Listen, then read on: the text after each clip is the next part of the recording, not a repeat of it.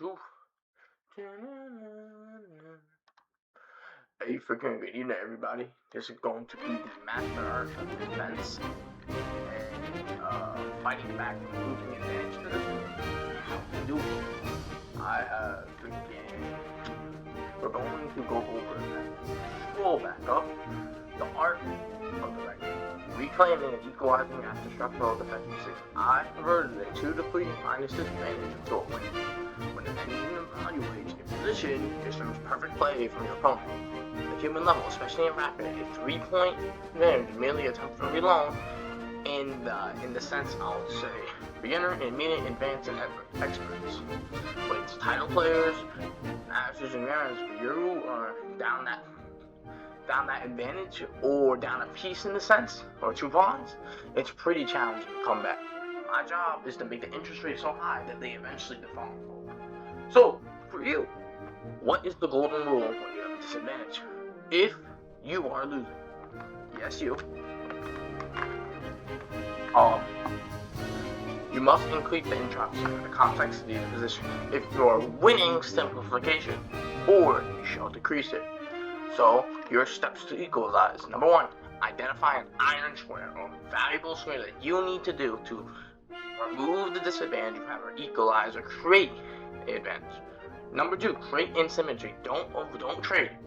Force your opponent to calculate imbalance by his positions, or a very simple endgame, or a draw strike position, and avoid simplification. Number 1, also 2, offer a bait, or a poison like pawn. If taken, it opens the lines to the king, it gives you some sort of compensation activity for your pieces, open line file for the rook, a bunch of forcing moves to their pieces, and then pivot, shift the game. If you're losing on the wings, I launch an opposite side attack. Desperate calculated pawn storm on the king's side. Force them to scramble their defense or offense to the other side. Me playing against in this one tournament match, I was 2.7 disadvantage. I did not reclaim the lead by hoping for a blunder.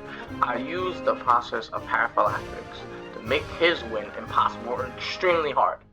Number 1, when I was down material, I identified my opponent's infiltration squares. So let's get to the opening. My opponent, plays the semi-Slav defense. I play queen's again, queen, pawn's opening, and my opponent is playing the Slav defense, which I have no idea how theory works in this. I'm completely ignorant.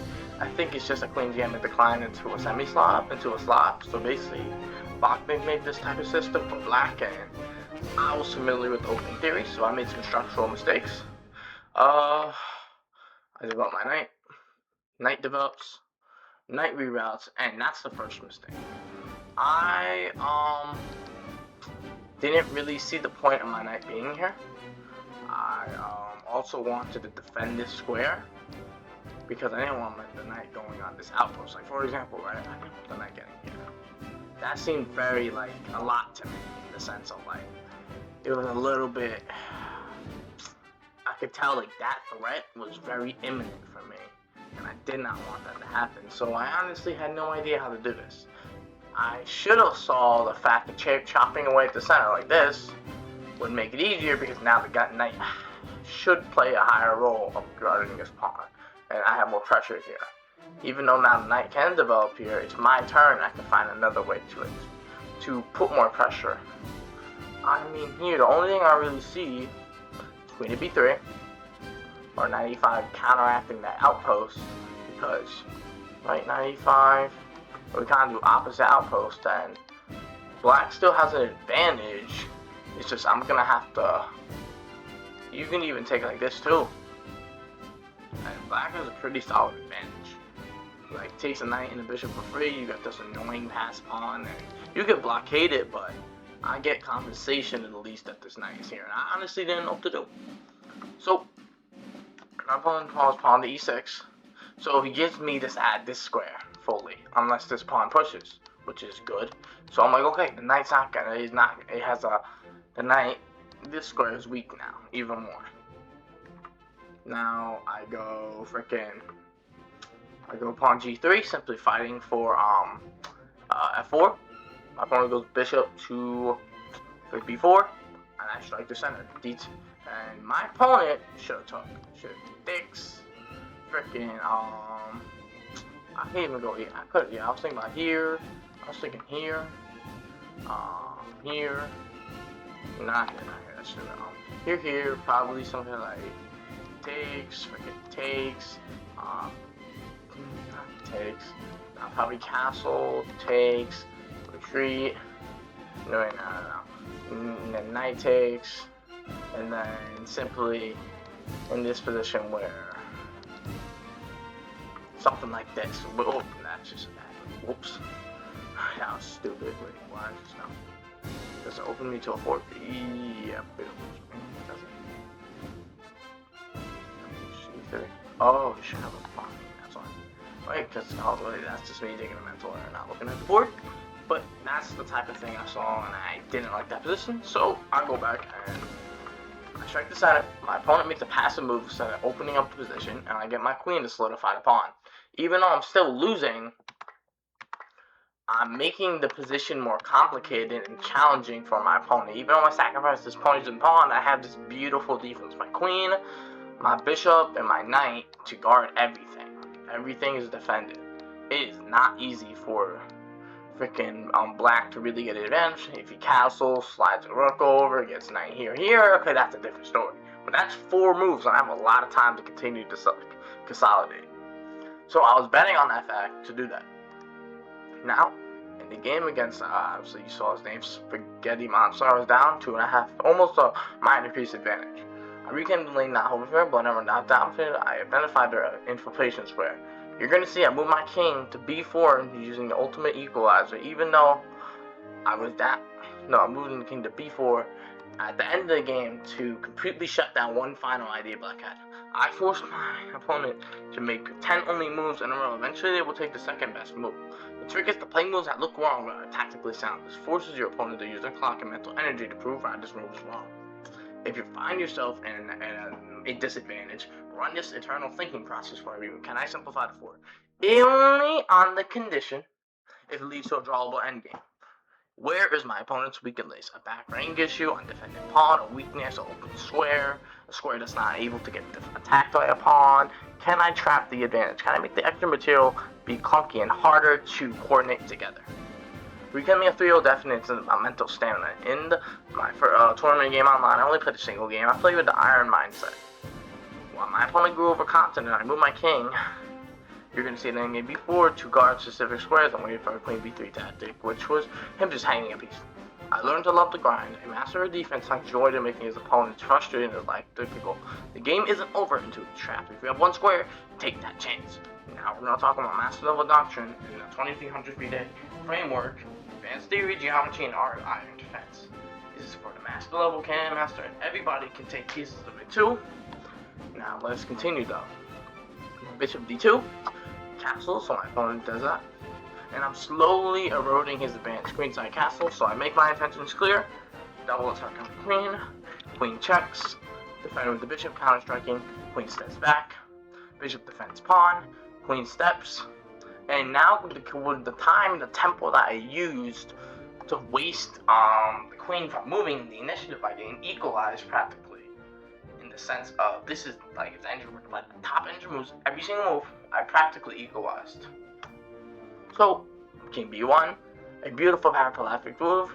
Very simply, defending the pawn, adding 2 pieces to defend this pawn, king and queen, because this pawn gives me x-ray.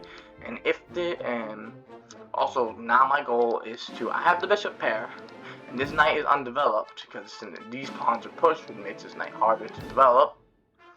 And only thing I need to be concerned about is not this square, but these 2 squares. But my dark square bishop is for that.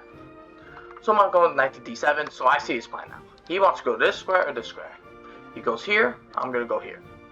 If he goes here, I'm going to go here. And kind of just kick the knight around to continue to get the initiative. Bishop f4, using prophylactics to test the system. So I do that, and I guess the wrong square, and my opponent gets the bishop. I capture back with the queen to defend everything and stack up on this b file to penetrate potentially here. Even though this bishop is going to have a hard time doing that. If my queen doesn't move defense, then it will become a little bit easier, but this bishop is going to have a hard time defending these squares. This square. King to d3, f5, which, I don't understand that. I was just kind of confused. So I put my pressure and I counterpin. Complexity, complexity. So, what's it? My opponent tell me he wants to take. Check. Okay, right. Check, right? Counter check, takes. And I can just go to 7 like this. Or I can just simply go queen c3. And just kind of put pressure on this square. Because I want to coordinate everything. You saw everything's like sort of in a right triangle formation too. And everything is sort of like triangles around my king. And this queen is just has like around 6 points of relative value too. Estimate. Bang bang. Maybe bishop h5. Rook slides up. And let's go into this. In the higher echelons of chess, we do not play for pieces, we play against the geometry of the squares. A piece is merely a temporary occupant or attacker of a square is the eternal truth of the position. That's a Grandmaster proverb. At the 2300 level, opening preparation no longer tricks or traps, about knowing to understand the top engine choice of 30 moves deep, or at least 20, and knowing the novelty and the shift the evaluation, or a new engine novelty that can throw your opponent off, or get your opponent unprepared, or play a system that he really doesn't like. And theory definition is this: the accumulated body of knowledge from the highest Grandmaster of the world, supported by engines, and been solved by engine native analysis. You must move from memorization to conceptual architecture. You can remember, but you have to understand what and why is these memorization is important. Did you not know that? Don't you know that 92 is an accuracy? Knowing that is an accuracy because it concedes set, and set. Like me, I wasn't open with the semi-Slav, and I never knew how to really play against Wagner's system. I have no idea how to play against it, so I made it an accuracy where if my opponent played the best he possibly could, I would have been down a minor piece, and I would have had a higher chance of resigning. Now, technical geometry, quotation interception, high-level tactics is defined by just geometry, the mathematical relationship between lines, diagonals, and 8x8 grid, or 64 squares. Let's pause and let's summarize. Okay. We talked about theory, we talked about defense, we talked about mental stamina, we talked about the iron mindset, we talked about the questions we need to ask ourselves, how can I simplify the board? Where are my opponent's weakest piece? What are the vulnerable piece I can with pressure? Is there any way I can create tactics or skewers or complexity or entropy? Look for pieces on the same file. And can I equalize the advantage?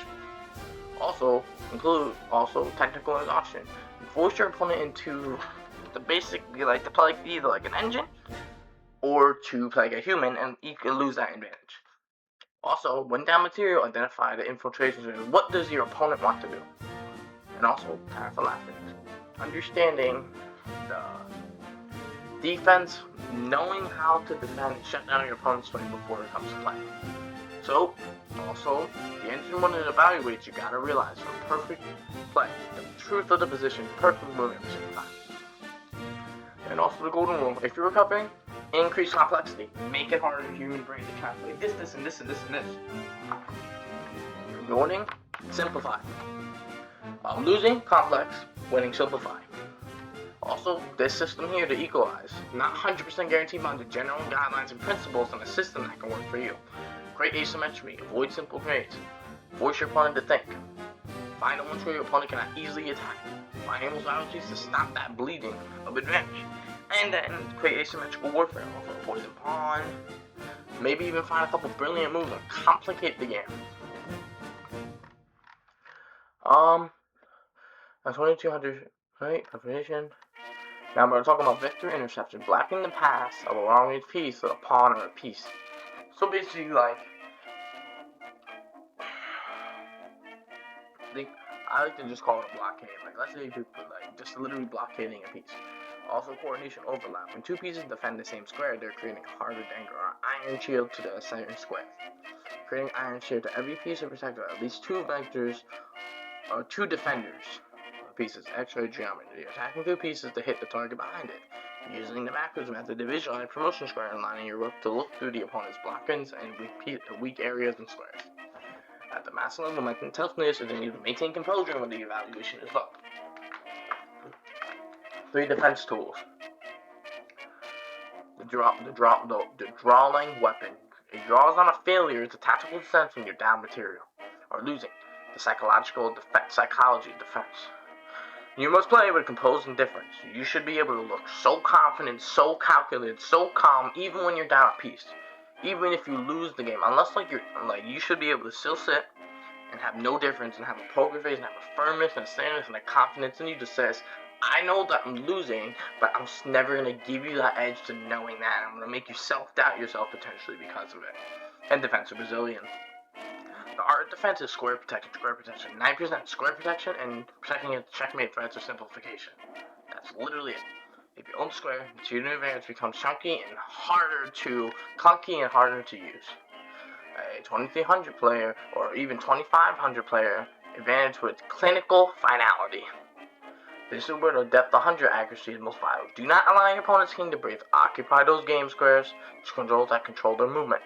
Use geometrical properties of the king's movement to lose the tempo, force person's zugzwang, or maybe even something called geometrical zugzwang, where a piece is relatively trapped, and the piece cannot move into anywhere and try to escape unless it wants to get captured, type of thing. Or the A-pawn heralded. In Queen and Rook endgames, the outside pawn is a passive ultimately dancer, forcing the opponent to kick their rooks to a passive square, allowing the queen to infiltrate. So, outside pass pawn, simplicity reducer, and restriction and triangulation, and knowing what squares your opponent wants, and taking an estimate guess and bringing evidence to yourself why. Defense is the most provocative occupation of boards are the most critical squares. You do not defend pieces, you defend the squares it stands on. The 2300 principle, if you occupy a square, you own the game. Playing squares made that identify 486 squares that determine the outcome of the match and placing your iron shield there. And also, authority thinking square protection, as you're going to see in this move soon, as you get before I get this protect king to b4. You're going to see this beautiful move and what the goal of it is. And you're going to see that soon. You must apply the same depth to the rigorously open penetration. He is now treating this opening phase of step as a retreat step in endgame conversion. So I need to continue to study the border of energy, potential, and kinetic energy. Control squares and pieces will follow. Keep the iron mindset. Etymology and history of the Greek origin. Let's pause so you guys can.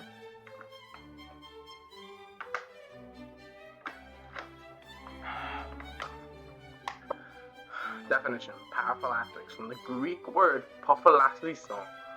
Pro means before or get in front of. Pasilato means guard, watch, or defend. In ancient Greece, the parallax was the guard or sentinel. In medical history, the term is derived. Pre-invented measures to stop disease where it took hold. In this concept, it was popularized by Arnold Nimzowitsch, the Grandmaster, in the 1925 book My System. He took the Greek concept of the sentinel and applied it to the board. You don't wait for your opponent to attack, you guard the squares before the even enemy arrives. 15 attempts for defense and regaining the advantage. ID the target. Increase complexity. Square denial. Spike checks. And pawn tension. Let us continue. What's our game? Where am I at? Okay, flip to D2. Rook D8. Queen to C3, putting pressure on the G7. That takes, rook takes, rook to F4, putting pressure on the pawn. Rook to D1 check. King steps out the way. Queen check. Queen attacks, and my opponent just had a mental slipping, let's just say. And eventually, due to all my good defense, he blunders his queen. And my opponent decides to go like this. He doesn't even allow it. and my opponent makes a dumb move of taking, which just completely destroys his advantage and leaves his pawn hanging. So checkmate is coming soon, and the game's cooked. So I go queen take a7, threatening checkmate, and my opponent only has a couple things to do. Throw some desperate checks in. And my king has an important role. Let's go to the other tips. King activity. In the endgame or in a middle game like this where it's not as many powerful and heavy pieces. The king can get more active too. King activity. Move your king as a shield or to guard squares, as you've seen the king before. Look what I'm gonna do. Queen takes a7, rook e2, king to c3, rook c3, king b4. What is this doing? It's guarding all these squares, so this rook can never come here. This rook can't go here. This rook can't go here. This rook can't go here. The rook is out of checks, and the bishop cannot check because of the pawn. It's just the king is on the opposite color of the bishop. So I play a beautiful, the brilliant move. I even would call it. And it's not technically a brilliancy, but it's such a beautiful defensive move. I would call it brilliant. Like the thinking and the understanding of the game. Also, it's just beautiful. Let's do a call to action now. Good. Now,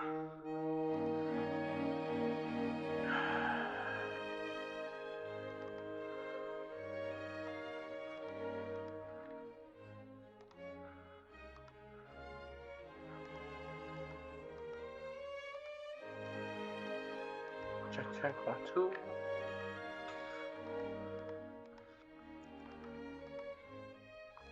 Now, let's talk about it. The call to action. Hey, gentlemen. Yes, you, I'm talking to freaking you. Hey, go to sdcforged.org. Get the backwards method clause. $500 investment, beautiful return on ROI. Check the calendar link in the description. Like, comment, subscribe, share with somebody. Please, and thank you. And I will see you on the website. I will see you guys in the 5 games of free analysis. Check out the Google Forms. Check out my study outlines. And give feedback in the comment section down below. And thank you guys. Let us get back to the freaking video. I didn't even transition. Wow, I am stupid. Oh my days. Okay, 7. Avoid ghost threats. Don't. And you guys can read the freaking what to do. Don't defend against the threat that doesn't exist and verify the tactic. 8. Poison pawn chain. 9. Tempo theft. Play moves that force a response, stealing back the clock of the game. 10. Anchor points. 11. Psychological pressure. 12. The counterpunch. Look for one squeak air and a perfect attack. 13. Proactive Bloof. Give your king air, or air to breathe in German, before the backing mate is threatened. 14. Restriction. Really? And the final stand. If material is off, focus on the drawing hurdle, training all pawns, and making a drawing list endgame.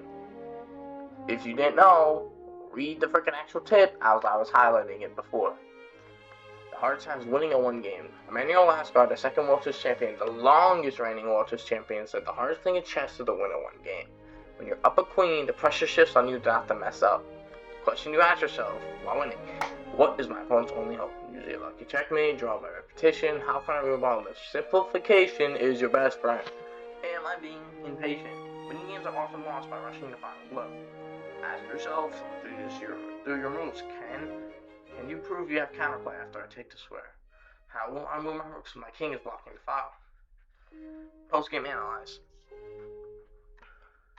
And this game demonstrates a perfect naive approach. And this is not the Italian game, but the Semislav. I picked the wrong game, and we're gonna skip. We'll go to that video, yeah. Now we're gonna talk about the entering path. Theoretical synthesis complete. And now you guys saw just freaking defense again. Okay, now to the case study. We talked about the concept of the backwards method, highlighting converting of a rook advantage to a pass pawn promotion. And then finally to a mate to 6, which will be in the next video. And then now the Iron Shield, King Prophylaxis, critical move, King B4, logic block, the A and SC files, where the rook neutralizes the dark square bishop and secures the win from a 2.7 deficit. To operate at a master level, you must treat it as a geometrical grid. Theory density, deep opening knowledge, turning conceptual architectural understanding over visualization, vector interception, and clinical finality. Now, I technically simplify the most difficult abstract tests of mental toughness, geometrical prophylaxis, and engine naive calculating. I'm no longer playing moves, I'm managing the energy and the position of the board. The board is a grid of energy. Control the squares and pieces will follow. Now, this is technical performance and depth of 100 engine diagnostics stopping stage team. Just Office 18 did this, and by this, I went to the Gemini AI open learning model that has access to UCI and freaking Python to actually run all these systems so UCI and actually gives the PGNs feedback. Search follows 130 moves. My performance follows a beautiful recovery-like thing curve. Starting Valkyrie curve, starting with high entropy exparalism, including a cold, zero error execution.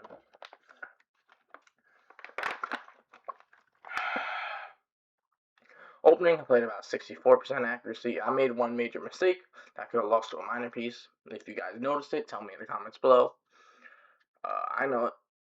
Average semicolon loss 58, which means how much it's a percentage of losing value from the truth of the position.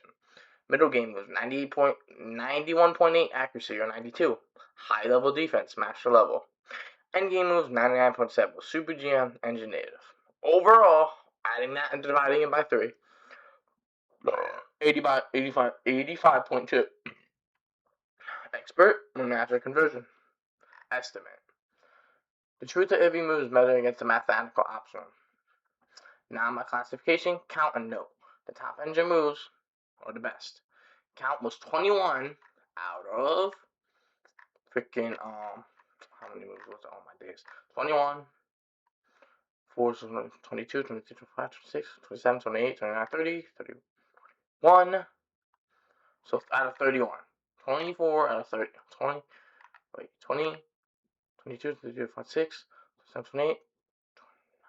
So 21 out of 31. So 10 moves were not the top engine move.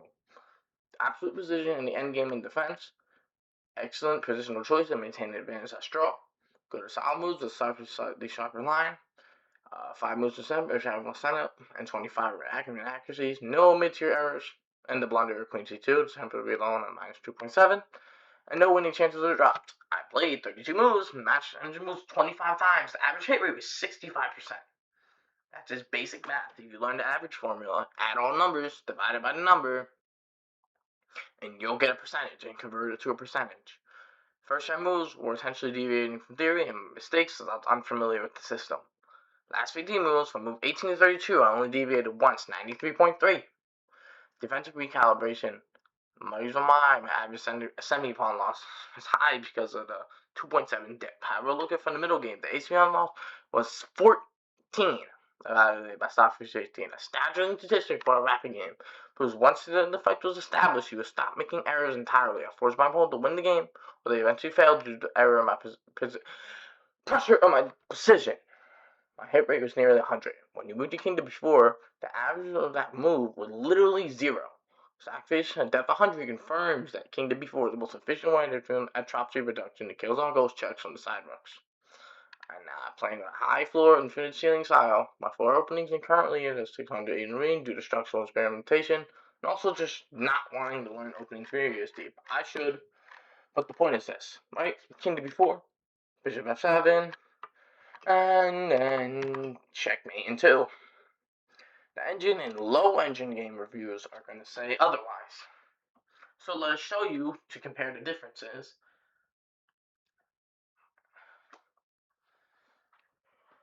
You gotta realize just how Tom engine is low. I didn't load that. How to go about. Wow, it actually gave me almost 70% accuracy. Wow. I mean that's a great, that's a blessing for that. That's a reasonable accuracy. Not a middle game. Okay. Thank you guys. Really do love you guys. Hope you guys enjoy. Freaking take care of yourselves and freaking stay hard, stay motivated, stay disciplined. I'm gonna go out.